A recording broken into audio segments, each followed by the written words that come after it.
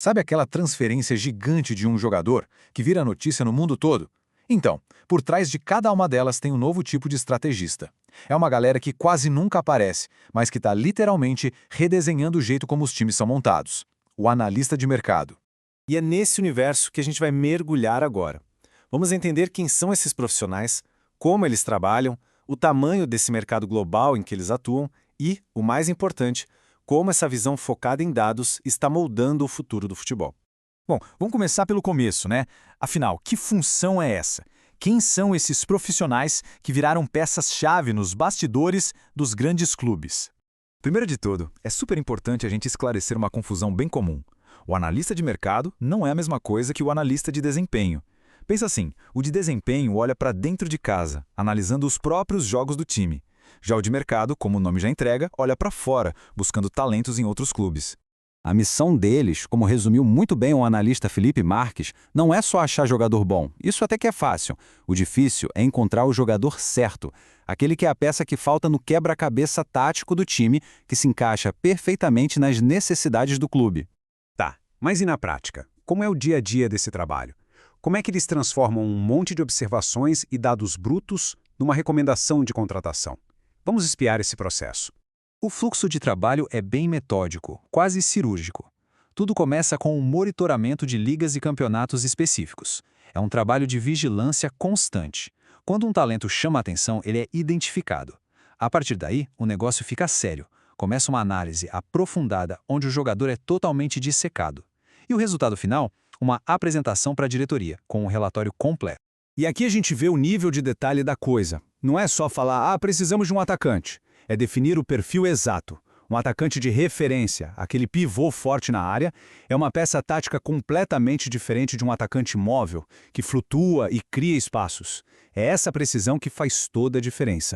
Beleza, já entendemos o trabalho do analista no detalhe. Agora, vamos dar um zoom out e olhar o cenário completo, porque eles operam num mercado global que movimenta cifras, assim, impressionantes. A pergunta que não quer calar é: quão grande é esse campo de jogo? Os números por trás do mercado internacional de transferências revelam uma indústria gigantesca. Se preparem. Só em 2024, os clubes do mundo gastaram 8,59 bilhões de dólares em taxas de transferência. É um valor astronômico que mostra o tamanho da aposta nesse jogo. E para a gente ter uma noção melhor, esse número de 2024 não foi o recorde histórico, que foi em 2023, mas é o segundo maior já registrado. A tendência na última década é de um crescimento absurdo. E o dinheiro é só uma parte da história. O volume de jogadores mudando de país também bateu recorde. Em 2024, foram quase 23 mil transferências internacionais.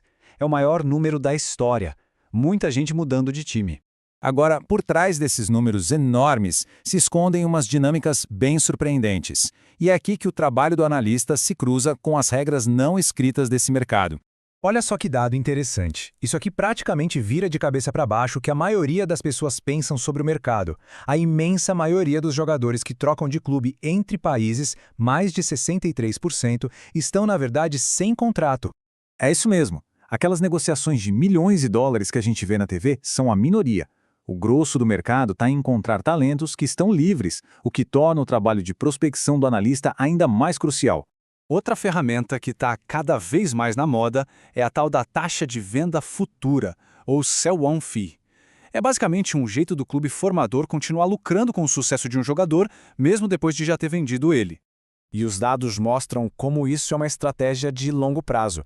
Quase 73% das transferências de jogadores com menos de 18 anos já incluem essa cláusula. É uma aposta no potencial do garoto, uma aposta de que ele vai valer muito mais lá na frente. Então, a gente chega a uma conclusão importante. O analista de mercado de hoje não é mais um simples olheiro. Ele virou um gestor de portfólio, um gestor de ativos, tomando decisões que afetam a saúde financeira do clube por anos e anos. E essa mentalidade, mais analítica e estratégica, não está mudando só os clubes. Está mudando o esporte como um todo, abrindo novas fronteiras e oportunidades. E talvez o maior exemplo desse novo cenário seja o futebol feminino profissional. O mercado simplesmente explodiu. O valor gasto com transferências em 2024 mais do que dobrou em relação ao ano anterior. É um campo com um crescimento aceleradíssimo e um novo mundo para os analistas explorarem.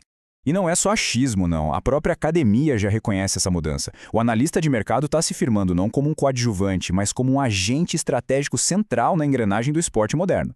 E tudo isso deixa a gente com uma pulga atrás da orelha para fechar. Com bilhões em jogo e o futuro dos clubes em cada decisão, a capacidade de decifrar o mercado virou uma vantagem competitiva fundamental. Então, fica a pergunta no ar. Será que no futebol de hoje, o jogador mais importante não é aquele que entra em campo?